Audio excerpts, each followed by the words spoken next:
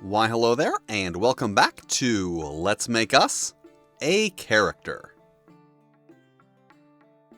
So, people have been asking me to do a Warhammer Fantasy Roleplay character. So, I'm doing a Warhammer Fantasy Roleplay character. I am so good at intros. Anyway, Warhammer Fantasy Roleplay, released in 1986 and based on popular miniature painting game Warhammer Fantasy Battles, which was released in 1983, or more so the second edition from 1984. And of course, Warhammer is just, kind of another generic Tolkien-inspired fantasy world and a game that takes place there, so I guess all I really have to say is, let's make us a Warhammer Fantasy Roleplay character. Characters have 14 characteristics known together as a profile, but before we can generate our characteristics, we need to select our character's race, the options being human, elf, dwarf, and halfling, and that determines what we roll to generate our characteristics. So let's go ahead and make a dwarf, since I believe they are pretty cool based on my limited knowledge of the Warhammer universe. And that gives us 1d2 plus 2 movement, 2d10 plus 30 weapon skill, 2d10 plus 10 ballistic skill, 1d3 plus 1 strength, 1d3 plus 2 toughness, 1d3 plus 5 wounds, 2d10 plus 10 initiative, 1 attacks, that's what every character gets, 2d10 plus 10 dexterity, 2d10 plus 40 leadership, 2d10 plus 20 intelligence, 2d10 plus 40 cool, 2d10 plus 40 willpower, and 2d10 plus 10 fellowship. And if that seems like an odd selection of attributes, and in an odd order, that's because they are the stats for the Warhammer Fantasy Battle units, with the addition of dexterity and fellowship. And that is the extent to which I am going to research the similarity between these two games. And all of our characteristics make up our current profile, which for the time being is our starter profile. Then we have some more dwarfen stats. We speak Old Worlder and, let's just say, dwarfish, have night vision 30 yards, neutral alignment, a height of, well, I guess I need to pick a gender first, so let's make a lady dwarf. They are severely underrepresented in fantasy. And that gives us a height of 4'2" plus 1d10 inches. And we are subject to hatred for goblins, orcs, and hobgoblins, and animosity against elves. Then our age, and we do get to choose if we want to be a young or mature character, a young dwarf being 9d12 years old, and a mature dwarf 9d20. So, if you choose to be a mature character, you are not guaranteed to be older, it just raises the maximum and skews the odds in that direction. But let's roll those 9d12 for a hip young dwarf of 62 years. Then fate points, and as a dwarf we get 1d3 of those, and these are really neat because basically you can spend them to not die in a situation where you otherwise would die, and that is just a stupidly simple way to deal with the issue of, oh no, I made one bad roll and now I'm dead. And next up we need to choose our career class, the options being Warrior, Ranger, Rogue, and Academics, each of which have some minimum characteristics which we do not meet for Ranger or Rogue. And just because it's probably going to be better for the purposes of this example, let's go with Warrior. Now our initial skills. Characters start with 1d4 skills modified by their age, so as a 62-year-old dwarf, we get 1 additional skill, for 4 total. However, as a dwarf we also have mandatory skills that we must take, as do all non-human characters. So for our first skill, we are required to take mining. Then if we have a second skill, which we do, either smithing or metallurgy. And it says an equal chance of each, so I assume we roll for that. But we still have 2 skills remaining, and we get to roll for those on the dwarf column of the warrior skill chart. And we have acute hearing and scale sheer surface. And those are our initial skills. Then we get our trappings, which is what they call equipment, And there is just a starter package for each class, so we get a sturdy set of practical clothes, including boots and a hooded cloak, a bag containing a pewter tankard, cutlery, tinderbox, and blanket, a hand weapon, obviously we're going to go with axe, plus a knife, helmet, and 3d6, so 8 gold. And we can carry an amount of equipment with an encumbrance value up to our strength times 100, so we're good there.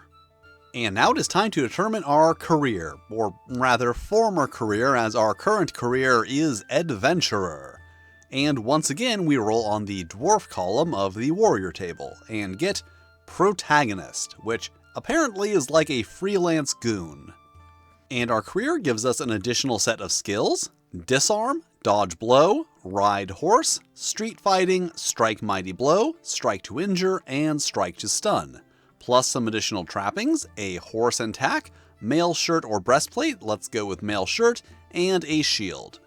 Plus a selection of career exits and an advanced scheme, which are things that I will explain later, but for now, just know that the advanced scheme is a thing that we need to make note of and may want a little workroom for. And now that we have all of our starting equipment, our mail shirt provides 1 armor point to our body. Yeah, it's one of those. Our helmet, 1 armor point to our head, and our shield, 1 armor point to everywhere since we can move it around.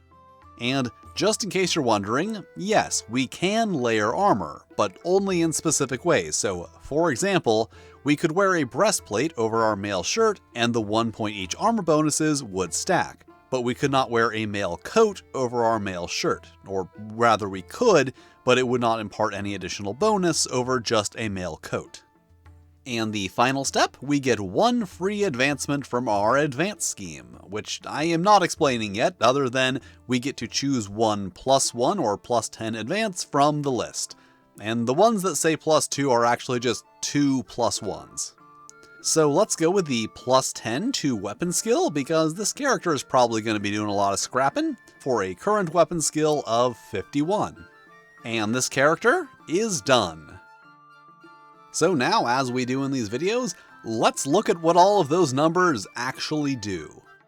The basic system here is percentile roll under, so when the GM calls for a test, you roll percentile dice, unless you have a D100, with the goal of getting a result equal to or under the relevant attribute, or attribute times 10 in the case of strength and toughness.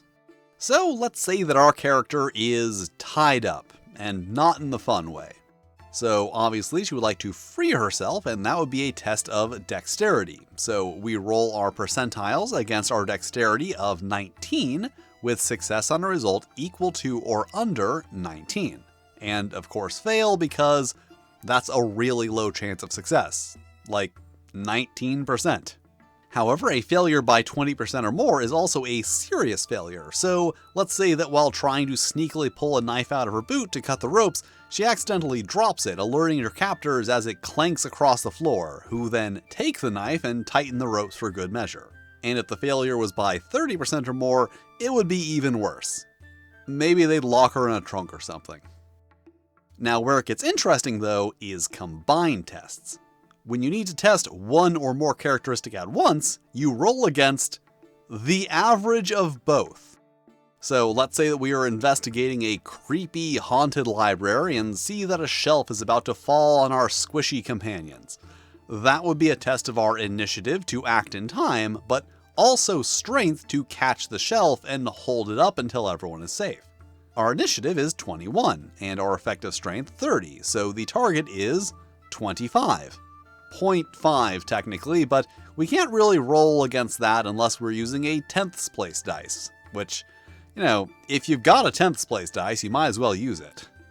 And while there are adjustments to this, like easy tests made against double your score value and very difficult tests against 1/2, overall it just seems like the general average numbers you're going to be getting for an average test are a bit low for a starting character.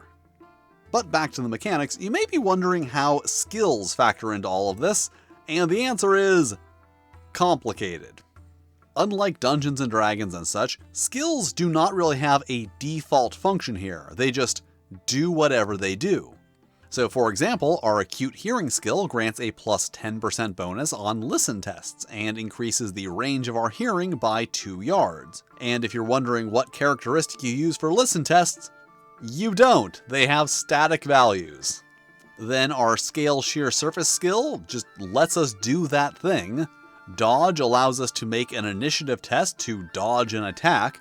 Street Fighter negates the penalties for fighting unarmed, and that's basically how it goes. Each skill has its own rules that may give a bonus, may negate a penalty, or just may let you do a thing that you otherwise would not be able to.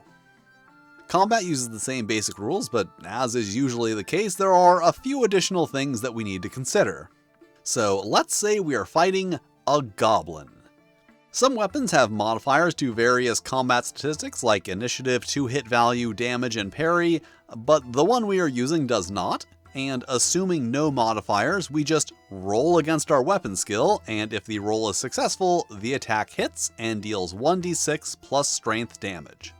There is no opposed defense on the roll unless you have a skill that specifically allows it. However, for the sake of example, let's say that the goblin has hit us for 6 damage. We deduct our character's toughness from the damage, so down to 3, then roll on the 2-hit location table, and body, which is protected by our mail shirt and shield for 2 points of armor, which further reduces the damage to 1, which is then subtracted from our wound score. So by default, you don't get a chance to defend against an attack, but you do get to absorb a lot of the damage. And there is a lot more to combat. This is a Warhammer game. Warhammer has got kind of a thing for combat, but this is a character creation video, so that's my excuse to not go any deeper into it. However, I will go into character advancement. As you have likely guessed, character advancement involves the advance scheme, and basically, characters can spend 100 experience points to purchase a +1 or +10 advance from the scheme. So looking at our protagonist advance scheme, we can take 1 advance in weapon skill, strength, initiative, and attacks, and 2 in cool and wounds. But since we already took an advance in weapon skill, that one is no longer available. You can only take an advance of a specific value in a specific characteristic once. And don't worry, I promise it is going to get way more complicated. So let's say we have reached a point where we have exhausted all of the available advances for our career. Nothing left to spend XP on, so what do we do now? Well, we get a new career. For 100 experience points, we can move into any of the starting career options for our class, the ones we rolled on earlier, or one of the specifically listed career exits on our current career. Or for 200 points, we can move into any of the basic starting careers. Now, the important thing about the career exits is that they lead to careers not normally accessible to your class, or to advanced careers which are only accessible through career exits. So as a protagonist, our career exits are Bounty Hunter, Duelist, Footpad, and Judicial Champion. Bounty Hunter being a Ranger career, Footpad a Rogue career, and Duelist and Judicial Champion being advanced careers. All things that, as a level 1 warrior, we did not have the option of going into. So let's go with Judicial Champion, which is the person you fight when you do trial by combat, so just kind of an advanced form of beating people up for money.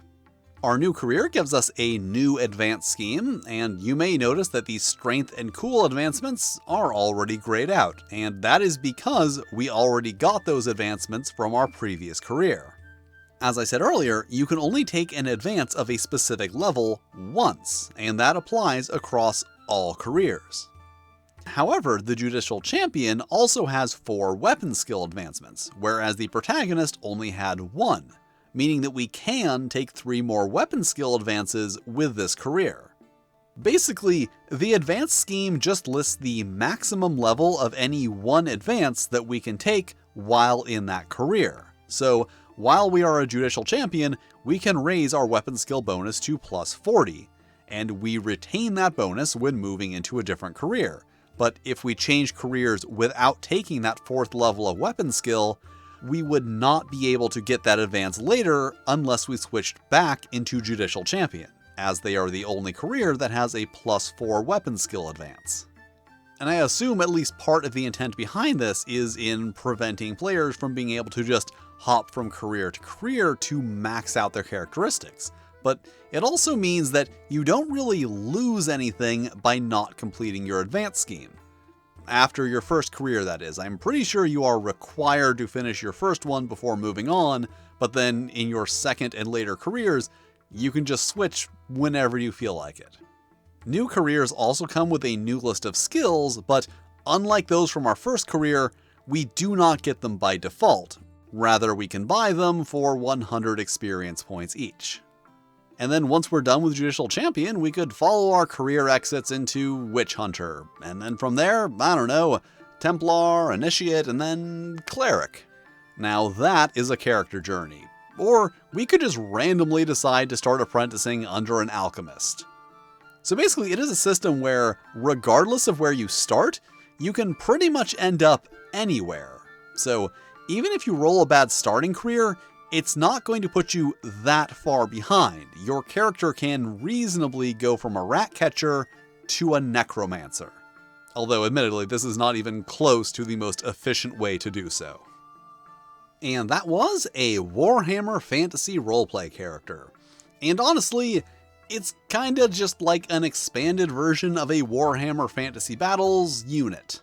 However, I think that simplicity is a thing that works in its favor. What the classes and careers lack in depth when compared to similar options in other games, they more than make up for in flexibility. You can dip your toes into a lot of different things without it severely impacting your character, because you don't really get a greater benefit the further you progress in any one career. The only real downside to switching is the XP cost of doing so. The exception being Magician and Priest careers, which do very much benefit from and require completion to advance, but those are more complicated, and that's why I didn't really cover them in this video. Maybe I will cover them in a separate video, depending on how well this one does. Because considering how the advancements do not stack, individual careers are going to start offering less and less advances as your character progresses. Like, assuming we had completed each advance scheme along our hypothetical career path that I offhandedly mentioned earlier, we would get all 8 advances from Protagonist, 12 out of 19 from Judicial Champion, 12 out of 30 from Witch Hunter, 5 out of 34 from Templar, none from Initiate, or the first 3 levels of Cleric, and then 5 out of 29 from Cleric level 4. And at that point, we would have all but 11 of the 53 total advances available in the entire game. And you probably don't want all the advances. Like, if you're a hack and slash fighter, jumping through different classes to get skills you want is probably going to be a better use of your points than buying advances in ballistic skill, dexterity, and fellowship. And honestly, if it were like 1995 and I had to choose between this and Advanced Dungeons & Dragons 2nd Edition, I think I would go with this. I really like the advancement system, and the mechanics are no worse than they are in D&D. And that is it for Warhammer Fantasy Roleplay, 1st Edition. There are 3 more editions of this game, although interestingly, the next one didn't come out until 2005, and as is always the case, the reception to this video determines whether or not I'm going to look at those in the future. So, if you liked this video, you know, do the things. And thank you for watching, with extra special thanks to my Fight and Flail Snails, Randy Mulholland, and Toshirokuro. If you'd like to be cool like them, check out my Patreon, where you can get early access to videos and fun stuff that I make for the Patreon. But if you don't want to do that, that's cool too. You can still hit all the lovely buttons, like, subscribe, these other videos floating around screen that either myself or the cold, heartless YouTube algorithm have lovingly selected for you, which I'm sure are lovely videos that you will also enjoy. And I will see you next time.